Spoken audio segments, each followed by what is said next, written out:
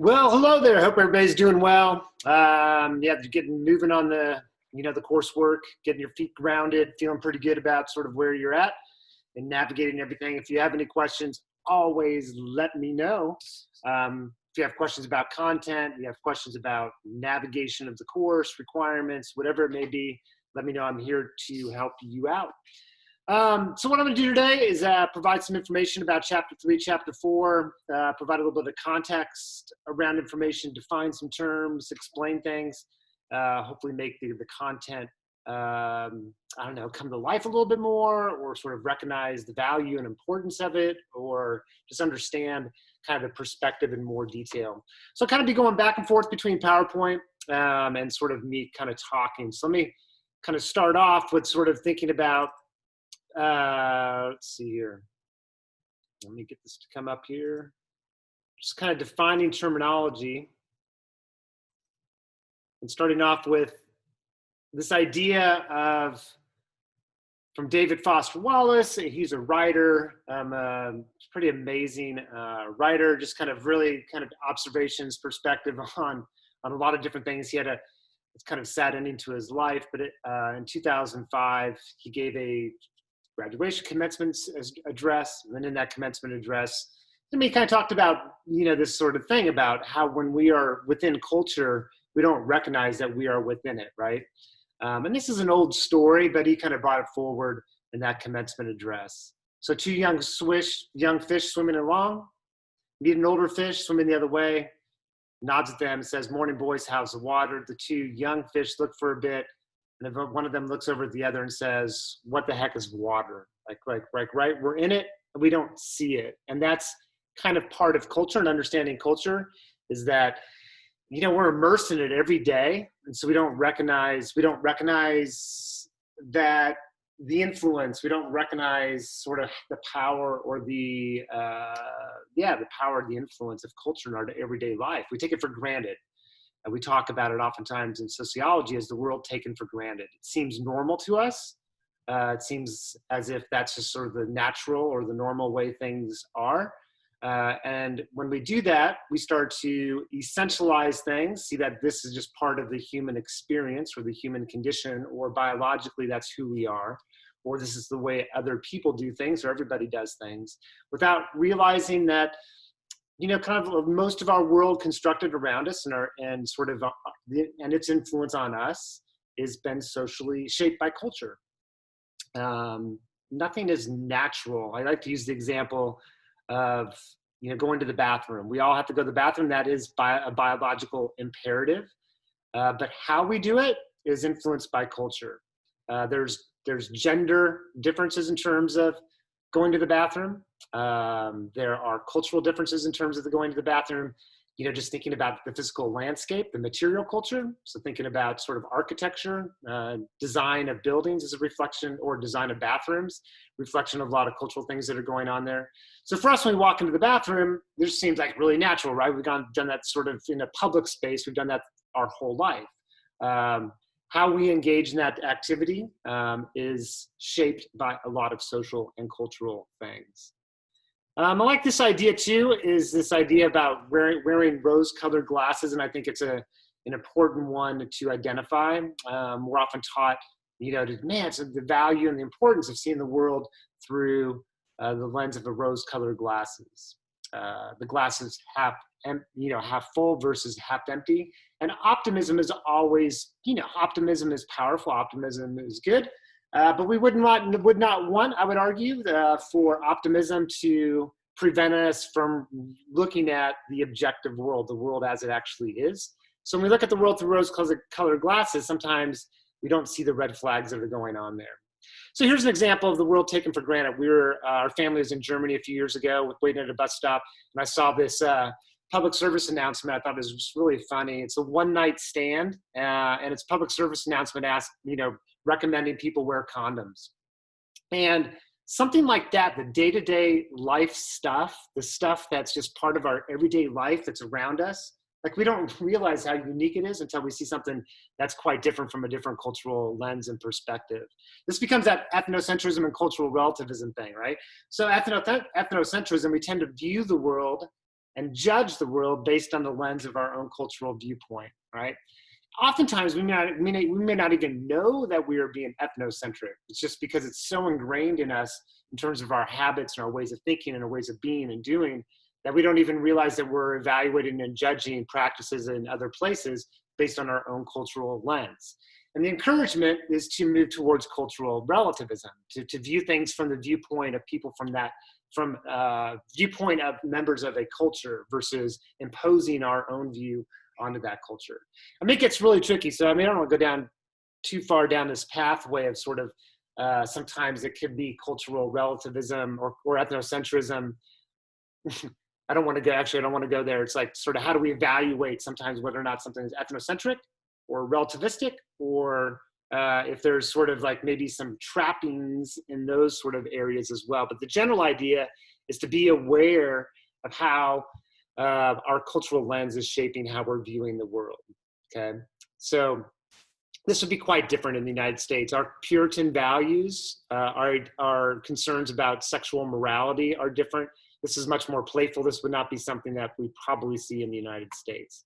I had an experience coming back from Cuba years ago. When I was in Cuba years ago, coming outside of Havana, driving a car with a friend of mine, and we passed this gate to get into a particular area outside of Havana, and there's people lined up on the side of the roadway. People lined up. There we go, lined up at the side of the roadway. We go through this checkpoint. And I'm like, wait, I don't know what these people are doing. And I kind of there's nothing around. There's a gate, and then there's like open fields everywhere. And we started slowing down. Everybody's got to slow down to get through the checkpoint. Started slowing down, and somebody just jumped into our car. You know, Cuba, not a lot of people have a lot of material resources. People were waiting in line there as travelers or drivers were going through this gate, and they were just getting a ride into Havana. So this woman just jumped into our car, and we started chatting. I was like, oh, cool, man, it's a cool opportunity. Started chatting about, asking her in my kind of limited Spanish, asking her sort of where she was going, asked her about her life and all those kind of things. But that was jolting. It was like this culture shock kind of thing, right? It's like, somebody just opened up our door and jumped into our car and wanted a ride. That's like that kind of demonstrating this sort of idea of habituation. We get socialized into culture. Sometimes we don't realize it until we get to a different nation, a different place, a different region of the country even, and realize the uniqueness of culture itself. So that's the idea, okay? That our behavior is learned. We try to avoid thinking that people are biologically determined to be anything. It's about the interaction between nature and nurture are always interactive. And we're going to focus more on the nurture side of things, about how culture and environment shape who we are. And we want to avoid also cultural essentialism, that culture dictates who we are. It's always about the individual navigating, right? It's about the interaction between the individual and the environment. So I'll post these PowerPoint slides. Encourage you to check out this video right here. Peter Metzel's talk on culture and food, and looking at, basically goes around the world doing some photo documentation about the amount of money that people spend on food, what kind of food they eat, and looking at issues of just sort of culture and food. Interesting talk. I encourage you to look at that. You look at the bathroom. This is in Denmark. I believe it's in Denmark. Outdoor, dealing with the issue of trying to provide public restrooms for people. These are urinals. This would be very odd to see in the United States, very culture specific. Here's China starting to go through a process as they become more modernized, start thinking about the impact of how they start to approach, things like the restroom. Developing ideas of privacy may be different as well. I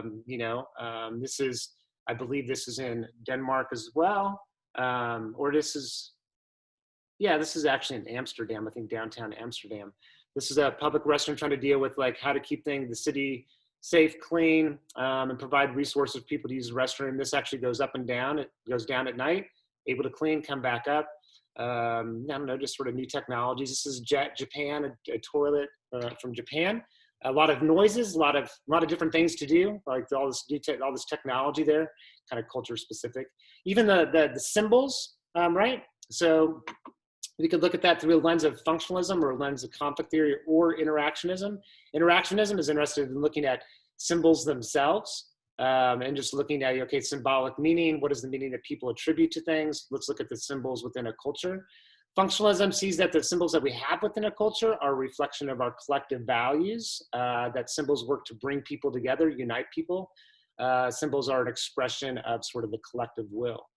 Conflict theory views that symbols that we have within society are a reflection of power, so that as we move towards a greater voice for individuals who are transgender, individuals who are non-gender conforming, that their voice is being heard more and more, and so these cultural symbols are changing. So we got to recognize that culture is always moving. Sometimes it moves more than others, and the question becomes one, why is it moving? And functionalism and conflict theory provide us two different views on that. To go to this idea about avoiding biological determinism, give you the example of voices. Female vocal tones are decreasing in pitch. This is going on in different countries around the world. And it's because of the value, the status that we give to masculine voices, right? So even I think something like law enforcement, if you have a high-pitched voice, whether regardless of your sex, that a masculine voice we assign a value of being more authoritative or more authoritarian, more authoritative in terms of a voice. So masculinity and voice is something that we think it's like, oh, it's just my voice, biologically determined, right? And we're going to kind of get in there and say, whoa, there's more going on than just simple biology. It's also being sort of shaped by culture.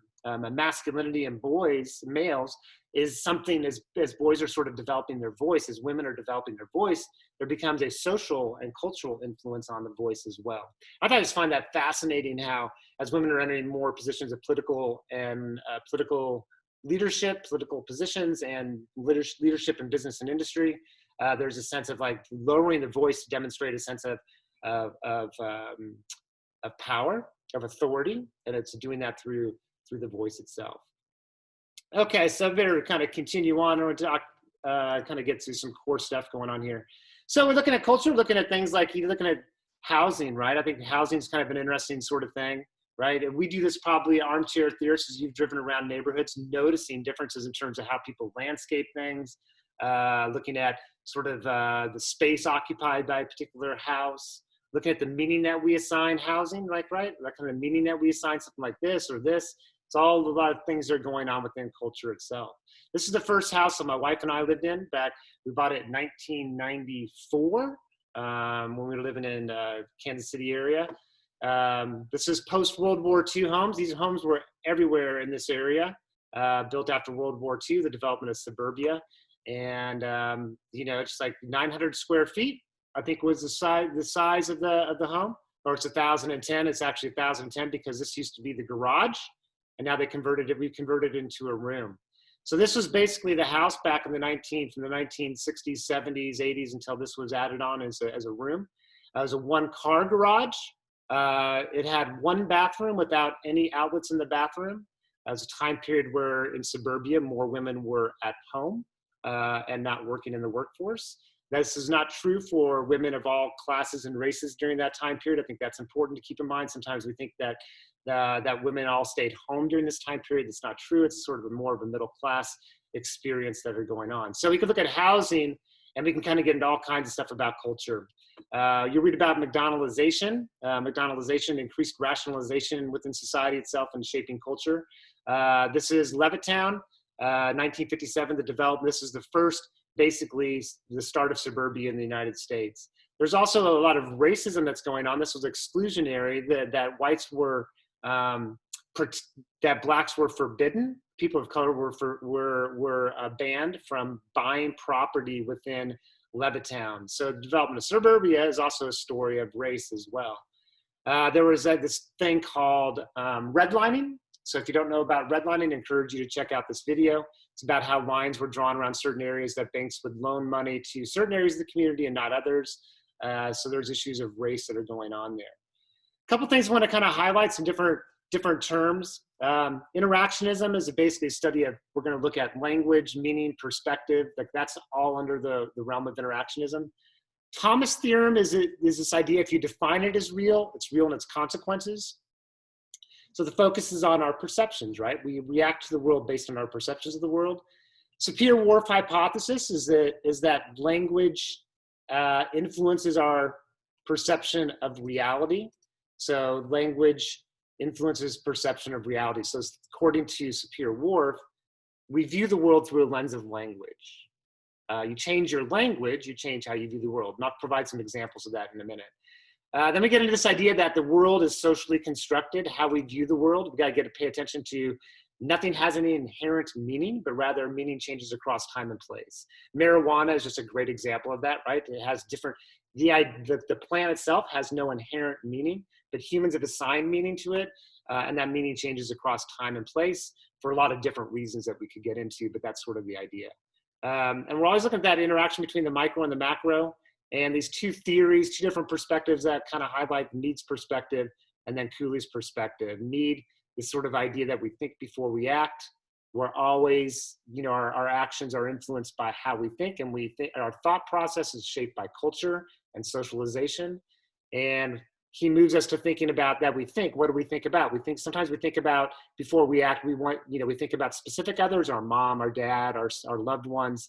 So we wonder, well, or my boss, let's say, well, what's my boss going to think about this if I do this? That's a thinking before acting. It's shaping our behavior. The generalized other is more of our idea of society itself. Okay, let's kind of walk through some of these. Okay, so symbolic interactionism, we're looking at symbols, right? So here, this is the word crippled, not something that we would use today. So during it's language changes and moves across time, and language is super fascinating. Changes in language, there's a story behind it.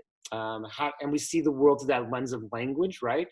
So we see somebody as, a person with a physical disability, a person with a particular disability. We're putting the person first. That shift in language becomes potentially really powerful. Viewing someone as crippled or using the language of crippled is reinforcing a particular viewpoint. So changing of language potentially leads to change in perspective, perceptions, and ultimately behavior. This is an American classroom in the United States. This is, of course, as the Nazi salute. And this was called the Bellamy salute in the United States.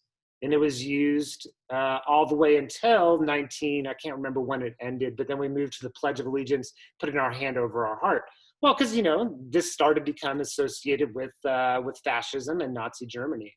That's arbitrary that we assign that meaning, but the meaning is very real. This sign here, I included that.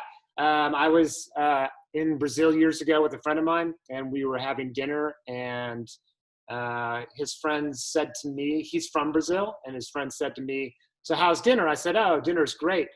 And they started laughing, and they said, you know what that means in Brazil is you just called us an a-hole.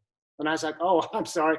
I meant like, okay, like just that difference, right? Gestures are symbolic. They're symbolic ways of communicating symbolically. And it's arbitrary what that means. But if you're in Brazil and you do that to someone, it could be very offensive, right? So culture is very unique. This is, if you don't know the story, 1968 Olympic Games, and two black athletes. This is he's from Australia, took the podium, track and field event, and a stand to Black Power, 1968. Very powerful move. There was a lot going on in terms of athletes who were protesting during that time period. So not only American athletes, but athletes in different countries protesting the racism in the United States during that time period. And, that symbol in terms of Black Power was powerful. It meant a lot during that time period, right? And we can kind of think about contemporary stuff. Black Lives Matter, right? Black Lives Matter, it's a powerful statement, and it's also one that's being contested. There's different perceptions. Different groups may have different perceptions about the language of Black Lives Matter and how we understand that. Okay, so let's kind of go to different examples. Sapir-Whorf hypothesis, that language shapes how we view things, right? So, gun control or gun violence prevention. gun control conjures up a very particular image, and that image that brings up, gun control didn't always mean the same thing or lead to this similar perception, right? So even the same words may change meaning across time as well. So we view the world through the lens of language becomes sort of the idea. Excuse me. So we kind of move on to the next slide here, think about some different examples. I won't go through all of these. Language that was used in the past is bastard versus born out of wedlock, or born with, just born coming into the world, right? So that language. Different ones here. I want to highlight this one here just to sort of provide an example. In American culture, speaking loud, raising your voice, all kind of viewed as a way of establishing a sense that you're assertive, that you are confident. It comes through in those kind of things. I was in graduate school, and I had one colleague who was, this one was receiving my master's in social work. One of my colleagues didn't talk. She was very quiet. She was very attentive, but very quiet throughout the course of the term, throughout the course of the program. At the end of one class, one student turned to her and said, "Hey, why are you so shy?" And her response is that I'm not shy. It's that I'm not afraid to be quiet. And I was just blown away by that. That's always stuck with me, right? Just that demonstrating sort of this idea of that shy pathology and somebody viewing that person through that lens. This person viewing themselves, right? It's not that I'm shy. It's that I'm not afraid to be quiet. I mean, that's like strength. And of course, the person who asked her, why are you so shy? I think was like, ooh, when you said, I'm not afraid to be quiet, was stunned, shifted perception of that person in dramatic ways. Okay, social construction of reality. Here's just kind of a definition, right? Meaning is arbitrary, it's real, but yet it's real. Nothing has an inherent meaning. Race, as we'll talk about later. Race is a social construct. Race is not determined by biology. Race is powerful. This idea of biological ideas of race came about with the Age of Enlightenment. Race as identified as biology did not exist before the Enlightenment. Ancient Greece, ancient Rome, no biological race. Did they see difference? Absolutely. Was that difference marked? But it was marked in different ways. And it wasn't viewed as sort of as people being members of a biological race. Race is a social construct. We won't talk about that study, but it becomes another example. Social construction of reality, different examples, Coca-Cola, 1950s. I just find this very entertaining. Start cola earlier, like it's a good thing, right? Smoking, actually during the 1940s, 1950s, 60s, that certain doctors were recommending certain brands as being better for you. TV benefits, the benefits of TV to children as, we're developing more consumer products and television as well. And then lab-grown meat is more contemporary. It's like, okay, would you buy lab-grown meat? I think you have to come up with another name besides lab-grown meat. People's perceptions are going to be shaped by that. You go to the store, hey, here's some lab-grown meat. Maybe you call it enhanced nourishment. I mean, you create this ad campaign. I mean, look at advertising and marketing is all symbolic interactionist sort of stuff, that's shaping people's perceptions based on language and image. A lot of stuff going on there. Okay, so this is like, okay, red states, blue states. I find it fascinating. We think in this sort of term. The reality is that states are different degrees of purple. But we start to label things, and we didn't do that until a certain, I think it was which campaign was it? Reagan, early 2000, until 2000, year 2000, we didn't do this in terms of coverage of elections. We didn't have red states, blue states. It was numbers within a state, but not red state, blue state. And I think you can go there and go, man, what do we start to do when we're doing that? We're making them red states and blue states. Now all of a sudden, Florida becomes a red state.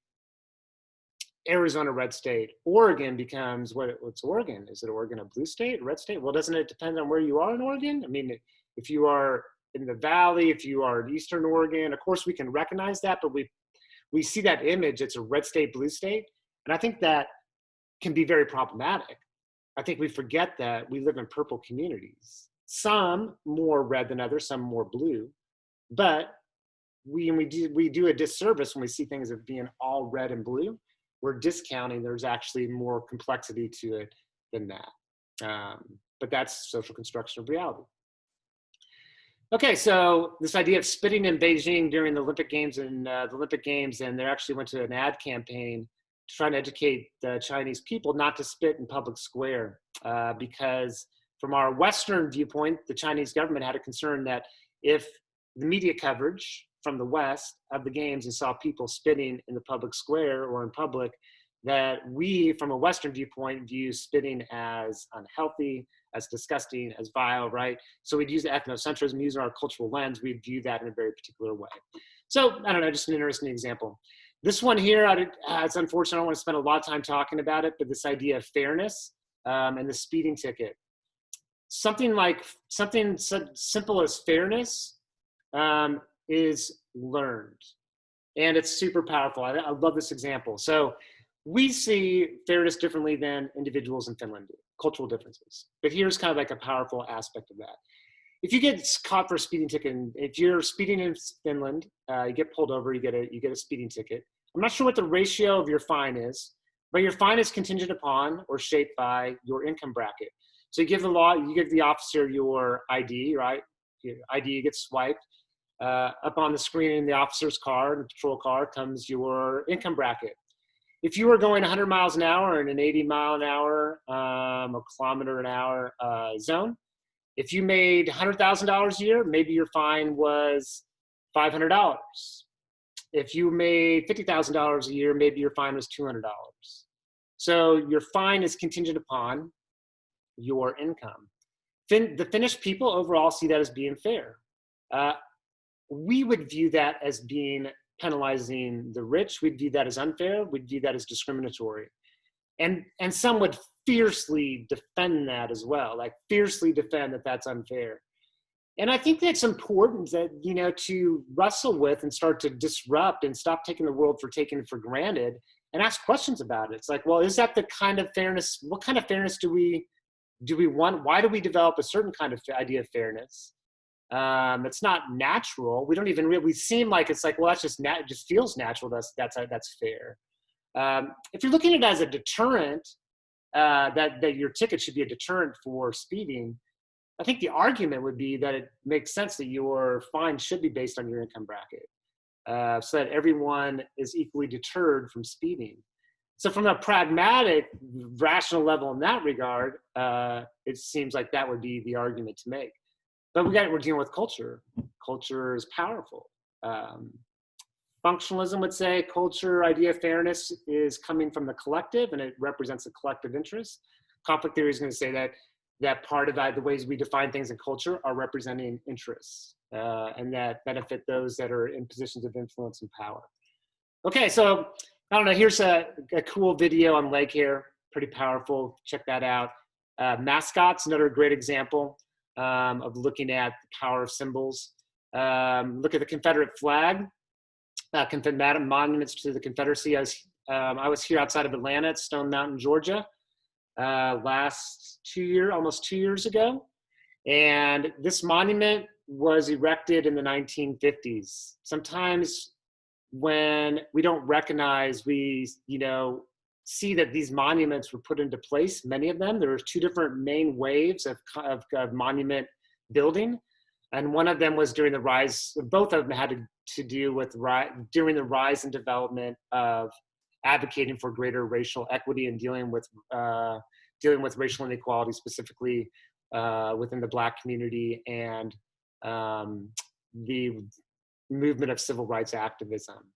So these monuments were developed during particular historical time periods. We don't often know that story. We just sort of, this is a Stone Mountain, Georgia, this Stonewall Jackson, General Lee, and probably Jefferson Davis, I believe is the third. And so, I don't know, it's powerful, right? So symbols are incredibly powerful, and it's important we know the history of them. I was also in Austin, Texas a couple years ago too, and I was on outside the state capitol. Here's the state capitol. One side of the sidewalk is a monument to the Confederacy. What they decided to do in Austin I don't, is to, rather than, for them, this is how Austin approached the issue of monuments to Confederacy and how to address some of the racial history behind these.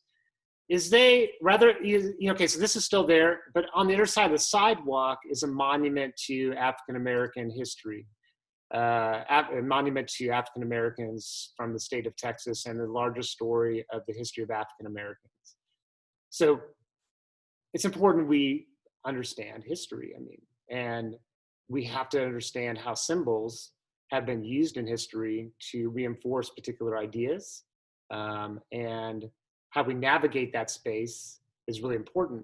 And you can see the tension involved when you're trying to challenge ideas about challenge symbols, challenge the presence of symbols within communities, that there can be a lot of tension, right? For a lot of reasons. This is if you're interested, this is a good article, kind of giving you a history of some of that stuff in terms of monuments to Confederacy. Idealized culture, practice culture, kind of an important distinction to make. All cultures have an idealized form, but then there's reality. So there's ideal culture, and then I call it practice culture, but it's also called different things, but it's sort of the idea. Here's the main ideas about theories. Yeah, we kind of talked about them already. Subculture, counterculture. Basic idea here is subcultures exist to give people more belonging, membership, even something like, Flat Earth Society, which is increased in influence or more membership. Subcultures exist. People have belonging and connection. It's a way to develop belonging and connection within a particular community, usually distinct from majority culture, distinct language, style, dress, appearance, practices, things that people do. Roller derby, subculture. Counterculture are trying to change, address, oppose dominant culture. That's the idea of counterculture. We already talked about ethnocentrism and relativism, so there's a video if you want to check out, sort of this tribal practice. I think it's kind of interesting. And then finally, it's kind of get to this idea of theories of self, the looking glass self. So the idea of Cooley, right? We see ourselves through a looking glass. So I see myself as other people see me, or my perceptions of how they see me. And the reason that's important is we get into this idea of like, well, looking at anorexia and bulimia, and anorexia and bulimia is being shaped. Females are more likely to be impacted by anorexia and bulimia. And we recognize, man, the power of the mass media to shape that, the power of conversations, the power of socialization, conversations between individuals, within family, about a person's weight, about their body size, about their appearance, the language that we use to describe individuals, the status that's given particular individuals based on body size. Also, that's for women, anorexia and bulimia, males and masculinity, building up, demonstrating through the body, very symbolic, develop of the masculine self and a muscular self. These are ideas that are being shaped as well. So it's viewing myself, Cooley's idea, the power of that is that we are shaped by, we learn our idea, our self-concept, our self-identity is not developed in isolation, but it's developed in relationship to others and the larger society itself. And then finally is Cooley's idea in terms of or Mead's idea in terms of how we develop self. He's a behaviorist and believes that everything is learned. So picking your nose when you're a little kid, you don't understand, you don't have an audience, you're not having a inner conversation with an audience yet. You're just doing it, right? Until you start to realize that that's, people tell you that that's, it's like, oh, you don't do that. It's like, that's not appropriate. That's disgusting. Stop doing that. We don't have that inner, kids don't have that inner conversation yet. And what Mead argues is that all of our behavior is learned, that our behaviors come after thinking, and that we have this conversation with an audience. That audience, as I mentioned at the beginning, is either a specific individual or society itself. So we respond to the perceived intention of others. So we take the role of other, okay? So our actions follow our thinking. I had a student one time who said, well, I don't think that's true because sometimes people don't, I know my kids don't think before they act. And I was like, I wonder what Mead would say about that. And Mead's comment would be, it's that I don't think that your kids aren't thinking before they're acting. They're just not thinking how you want them to think. That becomes kind of the issue, right? It's like, and I'll give you, to kind of add to this sort of, we think before we act, that Mead has a perspective that we may train ourselves, and it may become so habituated that we're not even thinking anymore, right? We don't realize that. You kind of like ride a bike. When you're first riding a bike, you're very conscious of everything. After a while, you don't think about it anymore. It just becomes normal behavior. So theoretically, you're still thinking about it, but you've just done it so many times, it's become normalized, becomes habituated, becomes part of what we do and who we are. So the value of that from a social perspective is thinking about, man, the generalized other, we're thinking about society. The power of status becomes really important. Master status. If race is a master status, and race is a master status oftentimes, that if we view individuals of different races through a different lens, and we have this sort of perception of generalized other, of what other, both the looking glass self, how the world around me sees me, how individuals in the community see me. So I might start to shape my own identity, my own sort of ideas about self and ideas about others. And then it might influence my action in terms of need. All right, that's a lot of stuff, but I think hopefully it's helpful. Have a great day. Enjoy the week. Be safe, be well. If you have any questions, let me know. Take care.